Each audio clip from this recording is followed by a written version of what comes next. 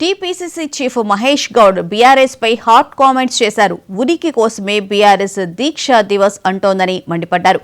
Sentiment కోసమే కోట్ల రూపాయలు ఖర్చు చేసి దీక్షా దివస్ కి సిద్ధమయ్యారంటూ విమర్శించారు. కేసీఆర్ దీక్ష పేరిట నాటకమాడి 8 రోజుల్లో విరమణ చేశారని, దీక్ష సమయంలో కేసీఆర్ ఫ్లూయిడ్స్ తీసుకున్నారని ఆరోపించారు. ఉద్యమంలో కేసీఆర్ ఒక పాత్ర మాత్రమే అన్నారు. యువకుల బలిదానాలతోనే తెలంగాణ వచ్చిందని, సోనియా దయ లేకుంటే కేసీఆర్ సీఎం అయ్యేవారా అంటూ ప్రశ్నించారు.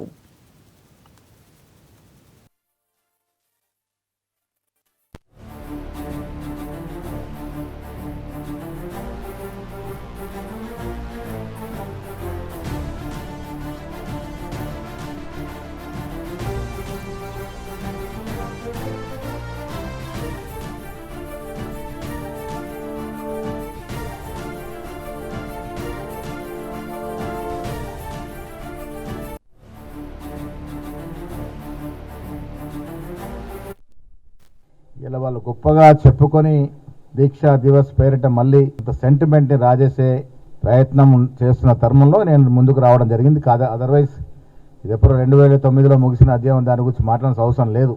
కానీ ఏ రకంగా దీక్ష జరిగింది, కేసీఆర్ గారు దీక్ష చేశారు, పొలి నోట్లో తల పెట్టారు కాబట్టి తెలంగాణ వచ్చిందట. కేసీఆర్ గారు చేసిన దీక్ష ఇదొక నాటకం. దీక్ష వల్ల తెలంగాణ రాలే, తెలంగాణ సోనియా గాంధీ వల్ల వచ్చింది. దీక్ష 8 రోజుల్లో దీక్ష విరమణ చేశారు, పలాయనం చిత్తగించారు. ఉస్మానియా యూనివర్సిటీ మొదలుకొని అన్ని యూనివర్సిటీల విద్యార్థులు, యువకులు ఉద్యమాన్ని చేపట్టిన సందర్భం.